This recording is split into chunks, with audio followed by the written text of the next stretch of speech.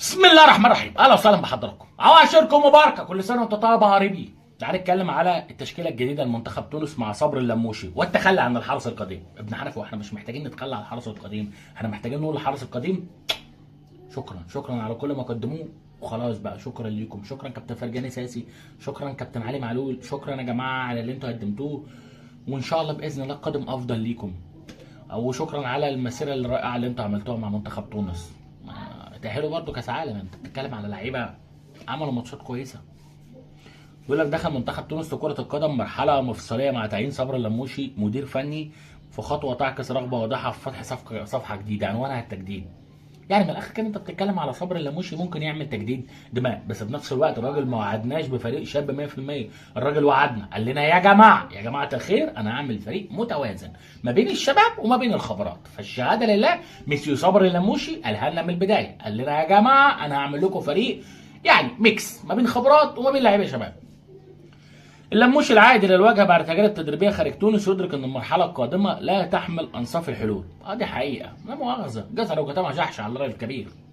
موضوع انصاف الحلول وان انت تمشي بنص ونص، لا، انت محتاج تاخد حلول جذريه ومحتاج تاخد قرارات مصيريه وقرارات حاسمه على الدغري. الا توجه واضح نحو التخلي عن عدد من لاعبي الحرس القديم الذين شكلوا العمود الفقري للمنتخب، على غرار نعيم السليطي جناح الشمال، وياسين مرعي مدافع الترجي، وسيف الجزيري. لا، هم بصراحه الثلاثه برضه المفروض ان احنا نحطهم بجانب كابتن فرجاني ساسي وكابتن معلول ونقول لهم شكرا على كل ما قدمتموه. شكرا كابتن سيف الجزيري على كل لحظه اسعدتنا فيها، وشكرا على كل لحظه قرفتنا فيها، شكرا على كل لحظه سجلت هدف حاسم لمنتخب تونس، وشكرا على كل لحظه كنت محيرنا ومش فاهمين انت لاعب سوبر ولا لاعب عادي. شكرا كابتن ياسين مرياح على مرحلتك مع منتخب تونس، شكرا ليك، ما قدرناش نفهم انت مدافع سوبر ولا مدافع عادي. شكرا كابتن نعيم السليطي على كل حاجه قدمتها. ده اللي انت بتقدر تقوله، انما الفتره الجايه المفروض ان انت تتغير بقى. اضافه الى نادر الغندري مدافع السواحلي. نادر الغندري مشي وراح السواحلي الليبي. القرار الذي قد يبدو صادما للبعض لكنه يعكس توجها استراتيجيا نحو تجديد الدماء. لا، هو لازم. بيقول لك بقى هنبدل اللعيبه دي بخط دفاع بطابع اوروبي. اديني تعالى ننسى اللي فات ونعيش اللي جاي. في الخط الخلفي تتجه النية لبناء خط دفاع بطابع اوروبي قادر على مجاراة المنتخبات الاوروبيه. يعني تتكلم على يان فاليري هيكون موجود معاك على الرواق الايمن، وفي العمق منتصر طلبي، وكمان عمر الرقيق هياخد فرصه معاك في العمق، وطبعا علي العبدي. يعني تقدر تقول كده انك هتضم عمر الرقيق، هو اللاعب اللي هتضيفه للمجموعه في الثلث الخلفي. يعني هتضيفه في المجموعه في الثلث الخلفي. ابن حنفي من الحارس يا بشير بن سعيد يا امان اللمميش يا ايمن دحمان. مش هنغير كتير في موضوع حراسه المرمى الدغري. وسط الميدان مرشح برضو عشان يشهد تحول درامي في امكانيه التعويل على رامي خضيره لاعب يونيون برلين اللي المفروض ان هو يظهر في المعسكر اللي جاي بالنسبه لمنتخب تونس.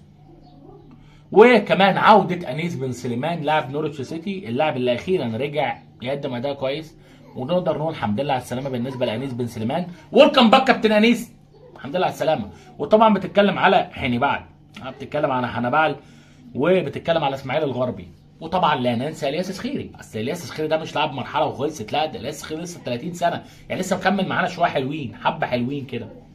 فانت بتتكلم على بتتكلم على بتتكلم على الياس سخيري، بتتكلم على انيس بن سليمان، بتتكلم على حنبال، بتتكلم على لاعب زي راني خضيره، وبتتكلم على لاعب زي اسماعيل الغربي. ابن حنفي كان بالنسبه لخط الهجوم، عشان انا يعني زمزقت من خط الهجوم بتاعنا في كاس الامم الافريقيه، كان في مشكله ان احنا ما كناش لاقيين جناح يمين. والله يا صديقي خط الهجوم ده اكبر تحدي بالنسبه لكابتن صبري اللموشي وبالنسبه للجامعه التونسيه. هنعمل ايه في خط الهجوم يا جماعه بالصلاه على النبي؟ هنجيب لعيبه عامله ازاي يا جماعه في خط الهجوم؟ احنا محتاجين ندور على اجنحه تقدر تصنع الفارق. اما في الخط الامامي فتوجه اللموشي يقوم على المرونه وتعدد الحلول، سواء على تثبيت الاسماء المتالقه مثل الياس سعد لاعب هانوفر والياس العاشوري نجم كوبنهاجن، او التحرك لحسم ملف مزدوجين الجنسيه اللي بتشكل خيارات. لا معلش بقى، هنا لحظه يا مسيو، احنا هنا محتاجين نتكلم في قصه الاجنحه، محتاجين نتكلم في اضافات ممكن تضيفها على الياس سعد والياس العاشوري، لان الياس سعد والياس العاشوري الاثنين بيلعبوا ناحيه الشمال يا بيه. فاحنا بالصلاه على النبي محتاجين حد يا بيه ناحيه اليمين.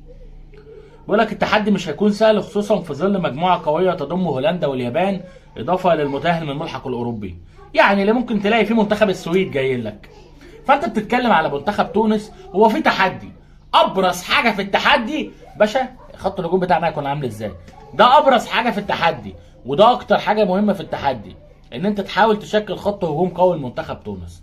مستنيين مستر صبري اللموشي، مستنيين كابتن زياد الجزيري يشوفوا حل في موضوع التلت الامامي لمنتخب تونس. ما بيني وما بينك يعني ما بيني وما بينك التلت الامامي لمنتخب تونس محتاج كلام كتير، ومحتاج حواديت كتير، ومحتاج ان انت تقعد تتكلم على لعيبه لازم ان انت تدور عليها. لازم تدور على لعيبه في الثلث الامامي، لازم تشوف موضوع الجناح اليمين. ما ينفعش منتخب تونس بجلاله قدره، منتخب من المنتخبات الكبيره في قاره افريقيا، منتخب من المنتخبات اللي بيظهر كل كاس عالم في كممثل للقاره، ما ينفعش ان هو يكون عنده نقص في الجناح اليمين. ما شاء الله ما ينفع. يعني انت المفروض ان انت منتخب كبير، المفروض ان انت منتخب تضم عناصر كتير. فلما اشوف منتخب تونس في اخر بطوله قاريه كان من غير جناح يمين غير نعيم السليطي، لا الموضوع كان فوضى يا جماعه. يعني بلد بمحترفينها بدوريها مش عارفين يطلعوا جناح يمين. هتقول ابن حنفي، طب ما انت لا مؤاخذه يعني بلد بدوريها بمحترفينها مش عارفين تطلعوا لاعب نص ملعب، ولا عارفين تطلعوا سرد باك، ولا عارفين تطلعوا فروش. والله الولد ده بيحرجني بجد. والله الولد ده بيحرجني والله. الولد ده عنده حق برضه. يعني ما احنا نفس الكلام برضه بالنسبه لمصر. عندنا مشكله في موضوع السرد باك، عندنا مشكله في موضوع المساك، عندنا مشكله في موضوع لاعب ربط الخطوط ونص الملعب، لاعب مركز 8، وعندنا مشكله في مركز الفروت. عندنا مشكله في مركز الباك اليمين والباك الشمال.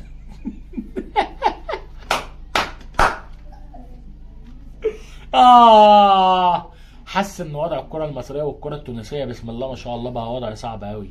بس على الاقل التونس اعترفوا باللي فيها وقال لك يلا نروح نجيب موظفين جنسيه. انما مصر اللاعب الوطني، اللاعب اللي شارب من نيلها، واللاعب اللي جرب يغني لها، واللي مشي في ضواحيها، واللي كبر فيها، ماله ده هو اللي هيساعدنا على التطور والتقدم. يا اسطى تطور وتقدم ايه ده؟ اللاعب ده انا مؤاخذه يعني خلاص جاب اخر.